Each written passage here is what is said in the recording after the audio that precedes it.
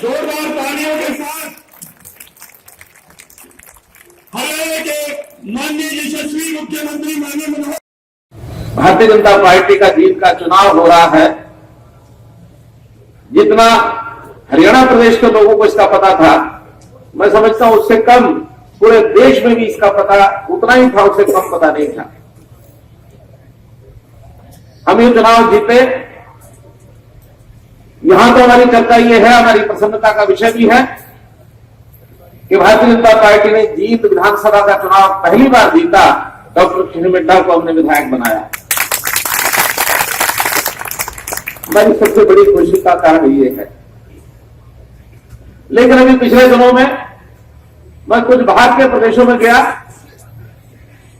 उत्तर प्रदेश में कुशीनगर गया, झारखंड में झायवासा गया, राजस्थान में जोधपुर गया और अभी गुजरात में पाटन में होकर आया हूं। सब जगह ये चलता है, सब जगह बधाइयां मिली, लेकिन अंतर था। इस बात की बधाई नहीं मिली कि भारतीय जनता पार्टी ने ये सीट जीती है, बल्कि इस बात की बधाई मिली कि आपने रणदीप सुरजेवाला को हरा दिया।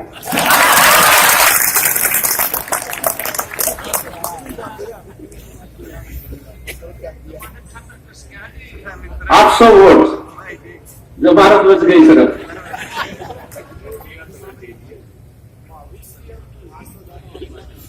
अब हमें समझ नहीं आया उस इनके नेता पप्पू का भी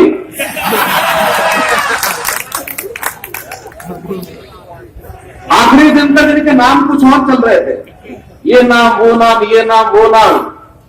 अब संयोग ऐसा है कि मैं भी रात को सोने से पहले एक आधा घंटा टीवी देख लेता हूं। दिन भर की खबरें मुझे पता लग जाती है। 11:30 से 12 बजे तक का वो टाइम होता है। अब वो 11:30 बजे तक तो कोई खबर ऐसी नहीं थी। ठीक 11:50 पर खबर आती है कि राहुल गांधी ने जींद चुनाव के लिए कैथल के विधायक रणदीप सिंह सुरजेवाला को जींद का कैंडिडेट बना दिया।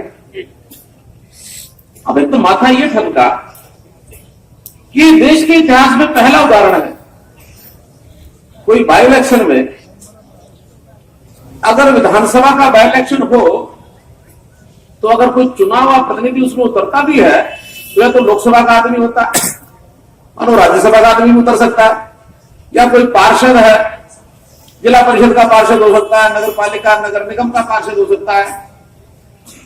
लेकिन विधानसभा के चुनाव में एक विधायक, सिटिंग विधायक ये चुनाव लड़ेगा, ये देश का पहला उदाहरण है। पहला उदाहरण है। अरे भाई, जिस सीट पर विधानसभा में कैथल के लोगों ने बिठाया था, क्या उस सीट पर कांटे उग गए? उस सीट पर बैठा तो है, और बैठा भी क्या है, हमने पूरे 4.5 साल का रिकॉर्ड देख लिया।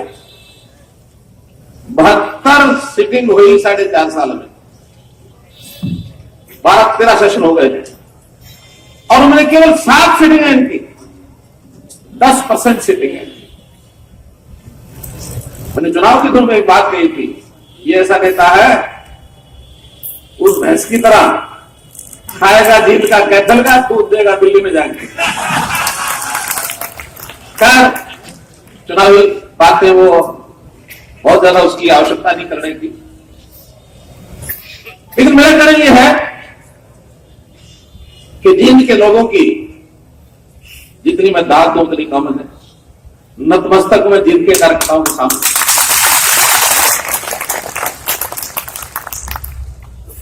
अब देखिए, ये सारा जो हमारे आपके चाहने से नहीं हुआ, ये विधाता का एक करामात है। जैसा विधि का विधान लिखा होता है, डॉक्टर हरिचंद जी मिड्ढा बहुत अच्छा यह काम कर रहे थे, मेरी बड़ी श्रद्धा थी उनके प्रति। ठीक है, पार्टी में वो इंडियन नेशनल लोकदल में थे, लेकिन मैंने जैसे पहले भी बताया कि मैं विधानसभा में जब आते थे मैं उनकी इज्जत करता था, वो भी मुझे नमस्कार झुक के करते थे। मैं कभी कभी कहता था, मगर बेटा जी आपकी इतनी बड़ी आयु है, आप ऐसे झुक के प्रणाम न किया करो। कहने लगे नहीं, औहदे का फर्क होता है, आप हमारे मुख्यमंत्री। घर में भी आ जाते थे। उस समय लगता था एक अच्छा आदमी एक गलत पार्टी में फंसा हुआ।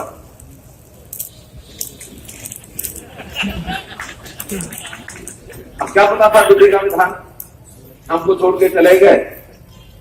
थोड़ा थोड़ा इशारा तो पहले भी कभी करते थे कि कृष्ण को आप हाथ पकड़ लो अपने।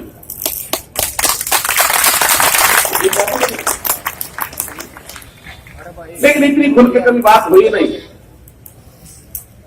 बाद में ऐसा संयोग हुआ, हमें लगा कि एक भारतीय जनता पार्टी के अच्छे मजे हुए कार्यकर्ता से कम कृष्ण मुंडा भी नहीं है। ये भारतीय जनता पार्टी का जैसा कार्यकर्ता वैसे ही हमारे कार्यकर्ता है। और अब हम ऐसा नहीं मान के चलते कि ये कोई नया आदमी है, हम कोई पुराने हैं। जैसे ये वैसे हम, जैसे हम वैसे ये, हमारा इनका कोई अंतर नहीं। अभी जो कार्यकर्ताओं की टीम जिन्होंने कंधे से कंधा मिला करके इस सीट को जीता है, अब हम सब मिलकर के, चाहे हमारे प्रदेश अध्यक्ष जी होंगे, चाहे हमारे यहाँ के जो बाकी विधायक हैं, चाहे ये विधायक हैं, चाहे हमारे कार्यकर्ता हैं, चाहे हमारे चेयरमैन हैं, चाहे हमारे पदाधिकारी हैं, सब लोग मिलकर के इस जींद का नक्शा बदलना, ये हमारा एक सपना रहेगा।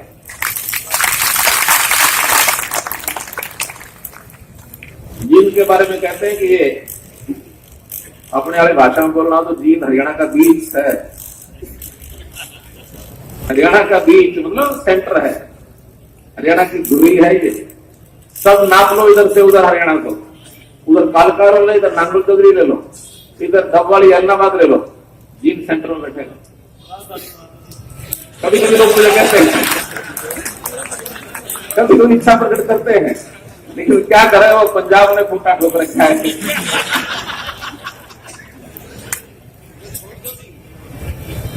बात ये चंडीगढ़ का मामला ऐसा है कि पंजाब और हरियाणा को मिलकर ही तो फैसला करना पड़ेगा।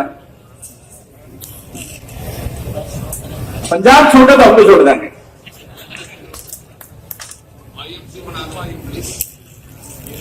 एक बात है, निकल जाए शायद कहीं आगे तक, मुंह से निकली बात कभी कुछ हो जाती है। तो मित्रों, जींद का विकास हमको करना है और जींद के विकास में वैसे हमने कमी पहले भी नहीं छोड़ी। न केवल जींद बल्कि शासन जब हमने संभाला तो 2015 और 16 2 साल में, मुझे याद है कि 25 दिसंबर 2016 मेरी आखिरी रैली जो थी वो सांपला की, जो किलोई सांपला विधानसभा है, हुड्डा जी की विधानसभा जहां से वो जीतती, मैं वहां रैली करके आया था 25 दिसंबर को। और वो 90वीं रैली थी मेरी, गिण के 90 की थी। कोई विधानसभा छोड़ी नहीं थी। विधायक चाहे किसी भी पार्टी का रहा हो, सब जगह बराबर पूरी घोषणाएं की, सब जगह काम किए, चाहे शहर के हो चाहे गांव के हो, हर जगह की। आज ये जो जितना आपके यहाँ काम अमृत योजना का चल रहा है, ये कोई आज हमने अपनी सीट जीतने के बाद किया ऐसा नहीं है। इसकी योजना 6 महीने साल पहले बन गई थी। आज जो अंडरपास बनाई है उससे ही बन गई थी। इसलिए हमने हर विधानसभा में बराबर का काम किया। क्यों किया, इसका एक कारण बताता हूं आपको। कई बार लोग मुझे पूछते थे कि ये सीट तो ऐसी है कि बीजेपी ने तो जीती नहीं, यहां के लोगों ने बीजेपी को जिताया नहीं, फिर यहां काम क्यों कर रहे हो? मैंने कहा देखिए, हम स्वार्थी तो नहीं है, लेकिन राष्ट्रार्थी है, देश के हित में सोचने वाले हम हैं। क्या हमें पिछली बार इन्होंने वोट नहीं दिया, हमें पता है, लेकिन क्या आगे नहीं लड़े? आगे भी तो लड़े। अगर जींद का काम पहले न किया होता तो आज जींद की जनता इतने उत्साह में क्यों आती? आज सारे हरियाणा की जनता उत्साह में है कि यहां विकास के काम पूरे हुए, यहां व्यवस्था परिवर्तन के काम पूरे हुए, कितने ही सिस्टम बदल दिया हमने। आज लोगों को सरकारी कार्यालयों में भटकना नहीं पड़ता। कोई प्रकार की योजना, कोई प्रकार की सेवा, आप ई दिशा केंद्र पर जाओ, अंत्योदय सेंटर पर जाओ, सरल केंद्र पर जाओ, अटल सेवा केंद्र पर जाओ, ग्राम सचिवालय में जाओ, आपको वहां कंप्यूटर लेकर आदमी बैठा मिलेगा। फार्म भरो, अपनी जानकारियां दो, जो आपको चाहिए आप जिसके हकदार हो, जो हिस्सेदार है ले जाओ। अध्यापकों को ट्रांसफरों के लिए घूमना नहीं पड़ता। और अभी तो अध्यापकों का किया है, अध्यापकों के अलावा भी 2.5 लाख कर्मचारी और है। फिर मेरे एक ही विभागों ने कहा है कि हर विभाग ट्रांसफर की पॉलिसी बनाए और जहां एम्प्लॉय चाहता है वहां उसको मौका दो जाने का, वही मौका दो। अगर एम्प्लॉय खुश होकर काम करेगा। हाँ, कहीं कहीं कुछ डिपार्टमेंट में गड़बड़ियां होती हैं कि घर के अगर इलाके में वो रहेगा तो वहां कुछ ना कुछ गड़बड़ कर सकता है। तो हमारा कहना है कि वो घर में अगर घर के इलाके में करेगा वो दूर भी करेगा। वो गड़बड़ी होने का जो रास्ता है उसको बंद करो, उसको बंद करो। आखिर ये जो स्वैच्छिक शक्तियां मिली हुई है, डिस्क्रिशनरी पावर मिली हुई है, चाहे अधिकारियों को चाहे कर्मचारियों को, ये जितनी कम हो जाए उतना अच्छा। और सबसे पहले शुरुआत मैंने कहा मैं मुख्यमंत्री से करूंगा। मुझे नहीं चाहिए कोई पावर, अपनी डिस्क्रिशनरी पावर, जनता को संभाल लेंगे। एक पावर, उसकी कहानी बताता हूं आपको। सन 1990 में एक कानून बना था कि ये जो लाइसेंस देने होते हैं बिल्डर्स को, जो CLU देने होते हैं, ये पावर होती है डायरेक्टर टाउन कंट्री प्लानिंग की, डिपार्टमेंट टाउन कंट्री प्लानिंग, उसका डायरेक्टर, उसको पावर होती है। तो उस समय एक सर्कुलर निकाल लिया उन्होंने कि डायरेक्टर पावर को इस्तेमाल करने से पहले मुख्यमंत्री कार्यालय से उस फाइल को पास कराएगा।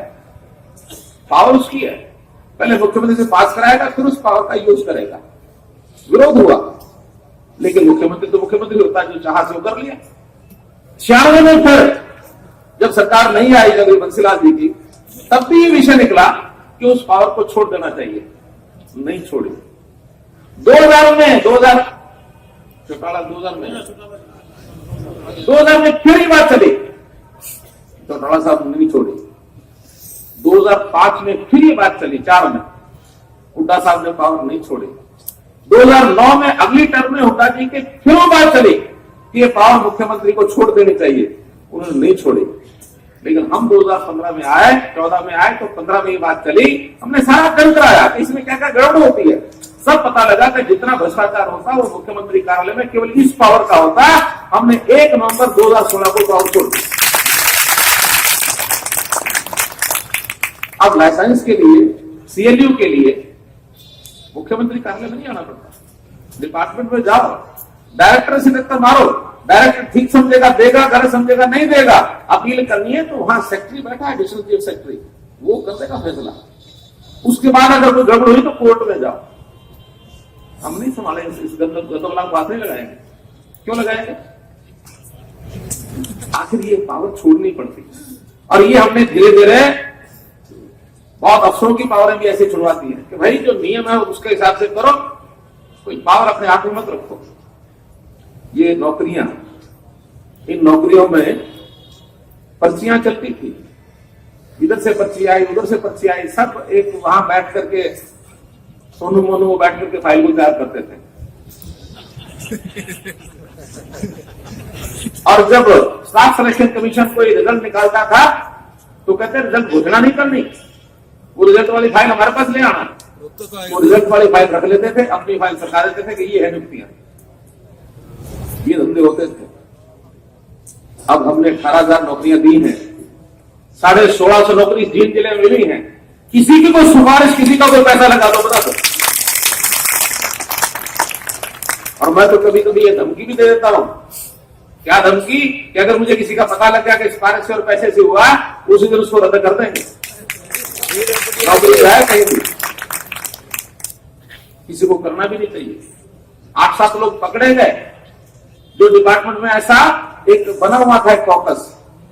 वो क्या करते थे कि 2 गुना लोगों को इंटरव्यू के लिए बुलाते थे।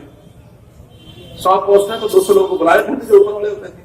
अब ये तो पता लग गया कि इन 200 में से ही लगनी है, तो उन 200 में से वो 10-20 लोगों को पटा लेते थे कि तेरी नौकरी लगवा दूंगा, ले लिए पैसे। पता है आधे तो लगने हैं, तो जितने लग गए उतने जेब में रख लिए और बाकी बहुत ईमानदारी दिखा करके, ईमानदारी दिखाते थे वो भी, जो इनके नहीं लगे उनको कर देते थे। ईमान आदमी तो ईमानदार होता है।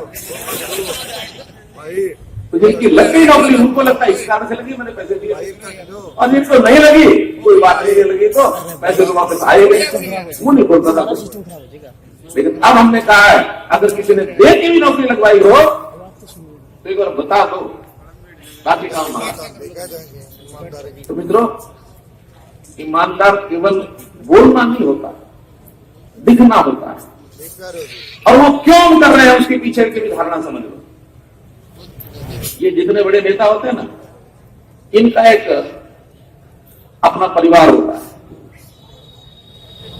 इनके माता पिता, इनके भाई बहन, इनके बेटे पोते, लड़के लड़कियां, कुछ परिवार होता है, सबका होता है। लेकिन इनको चिंता होती है कि मैं अपने बेटे को कैसे उसका घर भरूं, अपने रिश्तेदार का घर कैसे भरूं, कहीं से लाना, उनकी बड़ी बड़ी अटालिकाएं खड़ी करना।